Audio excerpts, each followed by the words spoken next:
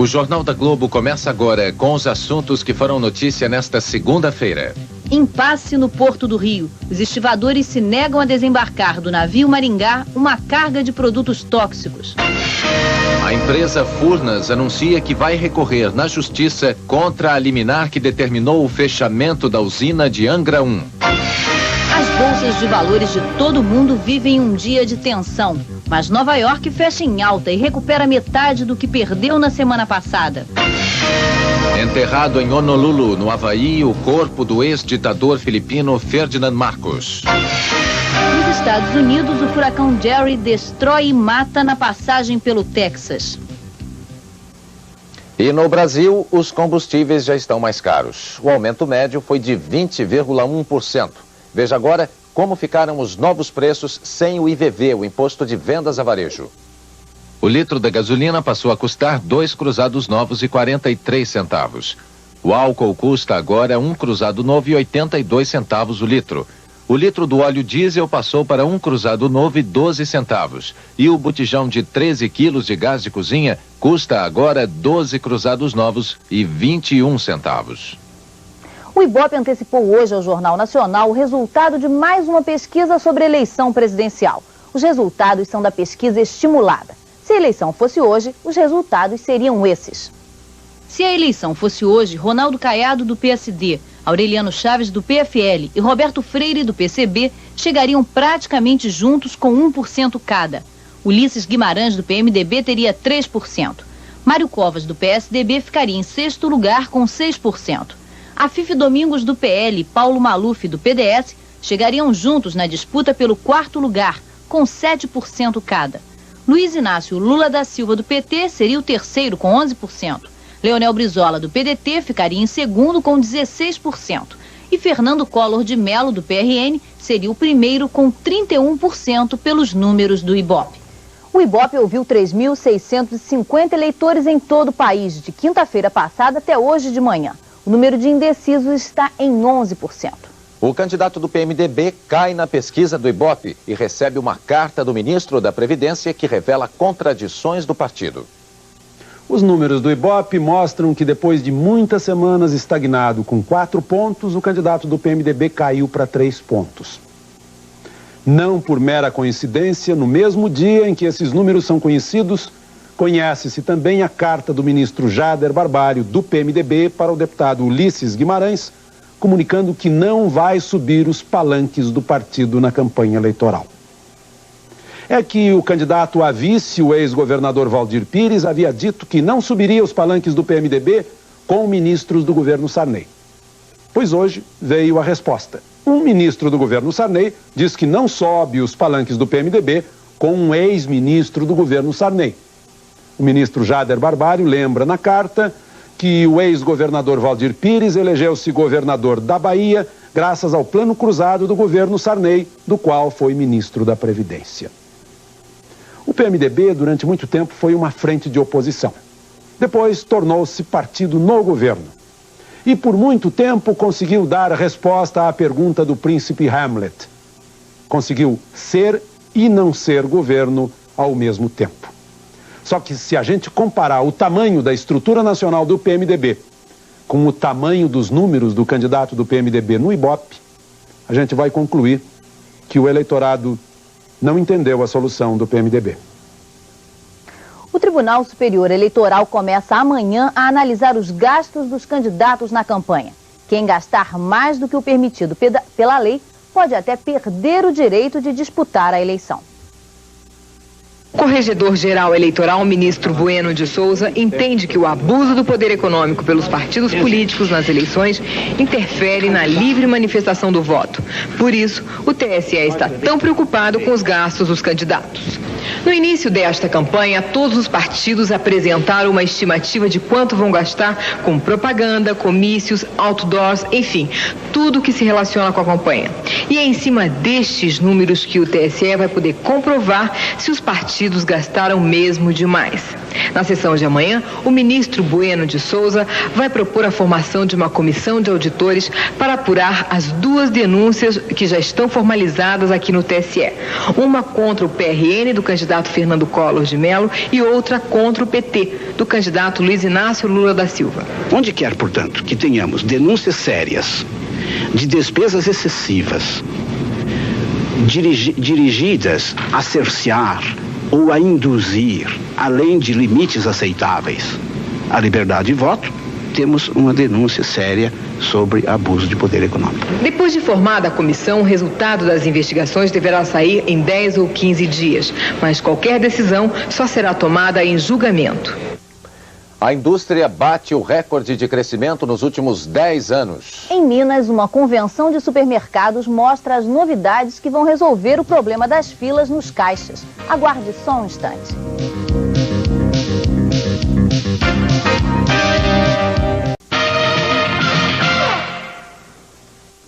A indústria atingiu em agosto o mais alto nível de crescimento da década, 7,8%. A produção industrial cresceu em todas as regiões do país. Os dados foram divulgados hoje pelo IBGE. A indústria de Santa Catarina teve o maior crescimento do país, 10,5%. O segundo maior crescimento foi o da indústria fluminense, com 9,5%. A indústria paulista teve o seu melhor resultado neste ano, crescendo 7,7%. O quarto melhor desempenho nacional foi o da indústria baiana, com 7%, seguido de Pernambuco, com 6,8%. Minas Gerais teve desempenho mais fraco, com crescimento de 0,4% em agosto. Os empresários do Fórum Informal tiveram um novo encontro hoje em São Paulo. Representantes da indústria, comércio, agricultura, bancos e transportes lançaram um programa em defesa das pequenas e médias empresas de todo o país. Joelmir Betting. Os grandes empresários membros do Fórum acabam de vestir a camisa dos médios e dos pequenos e prometem fazer uso do seu poder de fogo político para aliviar a barra de 2.700.000 colegas que respondem por 90% da movimentação da economia no país. O Fórum quer ser o porta-voz dos médios e pequenos junto ao futuro presidente. E o programa das médias e pequenas empresas para o próximo governo vai ser discutido e votado na Convenção Nacional da categoria semana que vem em São Paulo. O Fórum dos Empresários não deixa por menos. A recuperação da economia brasileira, na produção, no emprego, no controle da inflação, terá de começar já nos anos 90 pela reação e pela garra dos pequenos e médios empresários, como aconteceu na Itália, na grande virada à italiana dos anos 80. Uma experiência piloto de privatização deu certo hoje em São Paulo. A FEPASA, Ferrovia Paulista S.A., vendeu em leilão 270 mil metros quadrados de áreas improdutivas. O destaque do leilão foi este terreno na capital, numa zona industrial muito valorizada. A área, com mais de 5 mil metros quadrados, foi arrematada pelo atual inquilino por 2 milhões de cruzados novos. Outros 15 terrenos em cidades do interior foram disputados por mais de 100 interessados, que pagaram basicamente os preços mínimos fixados pela FEPASA. O senhor estava de olho no terreno já há muito tempo? Eu estava esperando que saísse esse terreno para a gente poder comprar e melhorar o nosso comércio, né? Ampliando e fazer um depósito. Valeu a pena o leilão para o senhor? Valeu, sim. Era uma área encravada dentro da nossa fábrica, né? Apesar de ter pago caro. Não pagou bom preço, não? Não, eu acho que foi caro. Mas pelo menos regulariza a situação. Dos 16 terrenos colocados no leilão, 12 foram arrematados. E no total, a venda rendeu à FEPASA exatos 2.758.600 cruzados novos. Um dinheiro que já tem aplicação imediata. Nós temos várias necessidades para investimentos na própria recuperação da nossa estrutura ferroviária, da parte de materiais rodantes, mesmo na via. Então, todos esses recursos deverão ser alocados para esse fim. A FEPASA pretende vender outros 200 imóveis pelo mesmo sistema. Os leilões devem acontecer a cada 2 meses. Em Belo Horizonte, uma feira de novidades mostra o Supermercado do Futuro. É a terceira convenção mineira de supermercados que foi aberta agora à noite. Aqui os donos dos supermercados encontram, além de produtos alimentícios e de perfumaria, equipamentos de informática para a área de administração. Este microcomputador opera 99 máquinas registradoras ao mesmo tempo e faz o controle de estoque e de vendas de quase 11 mil produtos. Mas a maior novidade é esse sistema para a automação dos caixas dos supermercados, que custa hoje cerca de 40 mil cruzados novos. Aqui é só passar a embalagem nesta leitora a laser, que o preço impresso em barra aparece na caixa registradora. O trabalho do caixa é só totalizar a compra. E quem for pagar com cheque não vai mais precisar de preenchê-lo. O cheque será colocado nesta impressora, que só será lançada no mercado a partir do ano que vem. Com isso, o cheque será preenchido automaticamente. E o único trabalho do cliente aqui, num caixa automático como este, será assinar o cheque. Além da redução das filas nos supermercados, os empresários do setor têm mais uma preocupação: controlar os preços para garantir o acordo com o governo. O que o consumidor vai sentir é que não teremos mais aqueles aumentos violentos de preços como estava acontecendo antes, aumentos acima de 40% em alguns produtos, porque normalmente os supermercados nunca repassam esses aumentos assim de uma vez só. Mas de qualquer maneira veio tranquilizar o mercado, a economia, e nós acreditamos que vamos ter condições satisfatórias até a posse do novo presidente. Os brasileiros vão comprar o rum cubano 80% mais barato. E os cubanos vão ganhar uma redução de 60% nos eletrodomésticos fabricados no Brasil. Um acordo assinado hoje entre os dois países reduz as tarifas de importação sobre 212 produtos. Esse é o primeiro acordo que o Brasil assina com um país que não é membro da Associação Latino-Americana de Integração. 100 mil pessoas fazem o maior protesto da história da Alemanha Oriental. E começa a contagem regressiva para o lançamento do ônibus espacial Atlantis, que vai levar a nave Galileu a Júpiter. Você vai ver depois dos comerciais.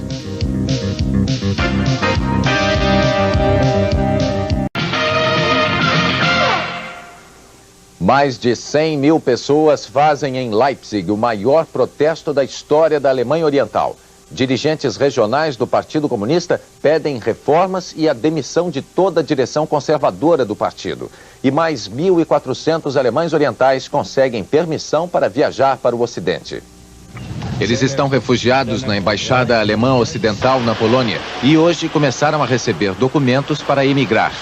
Os refugiados renunciaram à cidadania alemã oriental em troca dos papéis para viajar.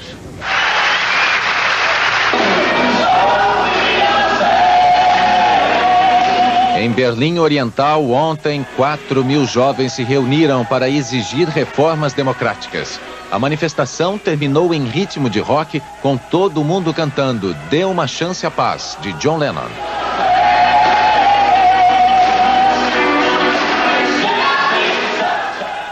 Quase 1.900 alemães orientais entraram hoje na Alemanha Ocidental. Eles atravessaram a Tchecoslováquia, a Hungria e a Áustria para fugir do comunismo. O número total de refugiados em pouco mais de um mês já é de 52 mil. A Alemanha Oriental está numa situação oposta à da Polônia. A Alemanha Oriental tem a economia mais forte do mundo comunista, mas vive a maior crise política da história. O povo exige liberdade. Já a Polônia, o primeiro país do bloco soviético a ter um governo não comunista, enfrenta a pior crise econômica da história. A inflação pode chegar a 1000% ao ano. Hoje a moeda polonesa foi desvalorizada em 15%. No Congresso mais democrático eleito nos últimos 40 anos, deputados e senadores poloneses discutem. Eles buscam uma maneira de transformar o sistema comunista numa economia de mercado livre. As empresas capitalistas estão chegando à Polônia e também os preços. Um vestido custa 2 vezes mais que o salário mensal de um médico polonês. Cresce o mercado de carros usados. E o câmbio negro, onde o dólar vale 4 vezes mais que no câmbio oficial, é tolerado. Agora os poloneses podem comprar dólares pela cotação do câmbio negro.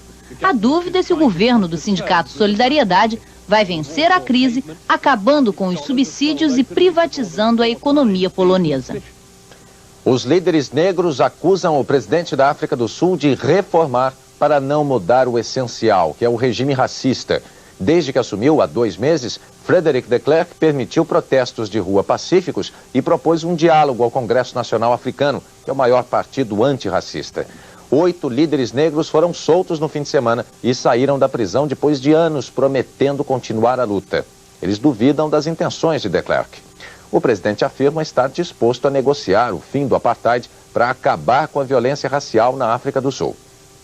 Se a porta está aberta, por que querem arrombá-la? O radicalismo de judeus ortodoxos e estudantes palestinos provoca violência na cidade sagrada de Jerusalém.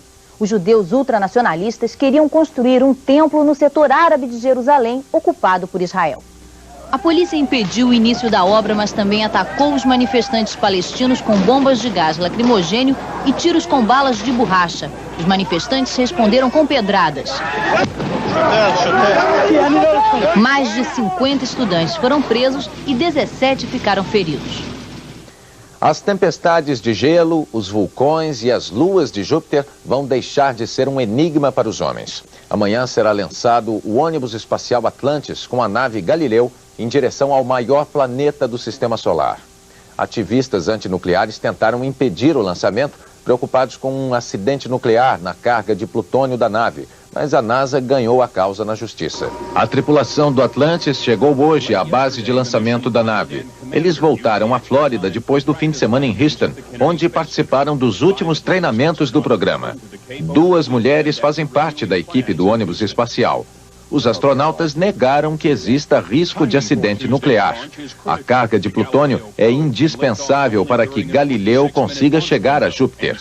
Galileu é a nave espacial mais avançada que a NASA já construiu. Ela vai ficar quase 2 anos ao redor de Júpiter e explorar as 4 luas mais brilhantes do planeta. Em voos rasantes, Galileu vai saciar a curiosidade dos homens sobre o campo magnético e a atmosfera gelada do maior planeta do universo, que fica a 800 milhões de quilômetros do Sol. Lançado nos Estados Unidos, o último filme do polêmico diretor Brian De Palma. Você sabe qual é a relação entre o traço arquitetônico de Oscar Niemeyer e os gols do Brasil contra a Itália? Veja depois dos comerciais.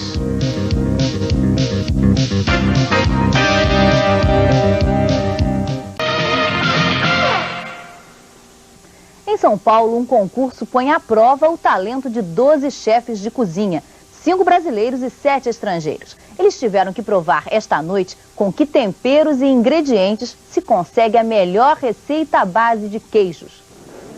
Olhando de relance, parece um grupo de amigos compenetrados participando de um jantar. Mas, na verdade, essas 9 pessoas têm uma tarefa importante a cumprir: escolher o melhor prato feito à base de queijo entre 12 receitas diferentes. Para conquistar esses jurados que à primeira vista parecem simpáticos, não basta apenas apresentar um prato bonito e gostoso. Enquanto degustam a comida, eles analisam friamente 5 quesitos. O primeiro é o sabor, quando o que está em jogo é a dosagem justa dos temperos. O segundo é o aroma. O terceiro é a apresentação, quando se avalia a disposição dos ingredientes no prato. O quarto quesito é a execução, quando se avalia o grau de dificuldade da receita. E o último é o cozimento. Não se pode dizer que os gourmets só têm prazer quando sentam à mesa. Eles cumprem um verdadeiro ritual a cada prato. Tem de deixar de lado os talheres e pegar na caneta para anotar os pontos em cada quesito.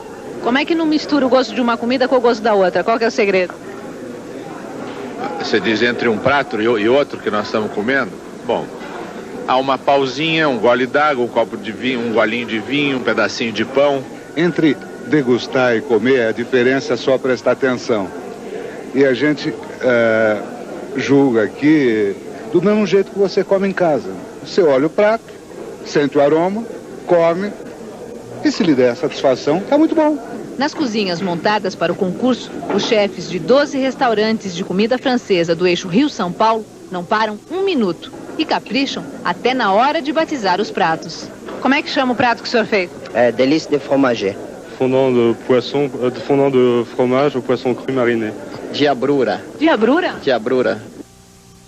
O resultado do concurso será divulgado na sexta-feira. Entra ano, sai ano e a guerra do Vietnã acaba sempre voltando a ser assunto para o cinema americano. Dessa vez é Brian De Palma que conta uma história envolvendo 3 soldados no filme Baixas de Guerra. A crítica americana está se dividindo. Será mais uma história de vilões e mocinhos? Paulo Francis. Em 1969, o jornalista Daniel Lang escreveu na revista New York como 3 soldados americanos estupraram e mataram uma menina vietnamita por molecagem. Um 4º soldado, Erickson, não descansou enquanto não colocou os outros 2 na cadeia. Isto agora deu um filme chamado Casualties of War, Baixas de Guerra, um filme de Brian De Palma. Pauline Kael, que é a mais famosa crítica de cinema dos Estados Unidos, acha uma obra-prima. Já Frances Fitzgerald, que é uma das maiores especialistas em Vietnã no país, acha que o filme é a maior empulhação da década. O espectador que decida. É uma patrulha no Vietnã. Morre um soldado liquidado pelos Vietcong. O sargento Meserra, Sean Penn, fica furioso e quer ir à forca. Pega esta menina vietnamita dizendo que ela é Vietcong, leva com os colegas, estupra e depois mata para não deixar pista. O único que não topa é Erickson, representado por Michael J. Fox, e é quem vai denunciar os colegas. Mas o filme é uma luta entre os vilões e o jovem puro que não se deixou contaminar. É muito forte, mas é meio ridículo. Afinal, é uma visão liberal da guerra. Se a guerra é todo um inferno, se vale tudo, que importância tem a mais ou a menos uma menina norte-vietnamita? É a visão liberal americana da guerra. O liberal quer lutar a guerra com as luvas brancas. Não, é como Sartre diria. É preciso meter as mãos no excremento.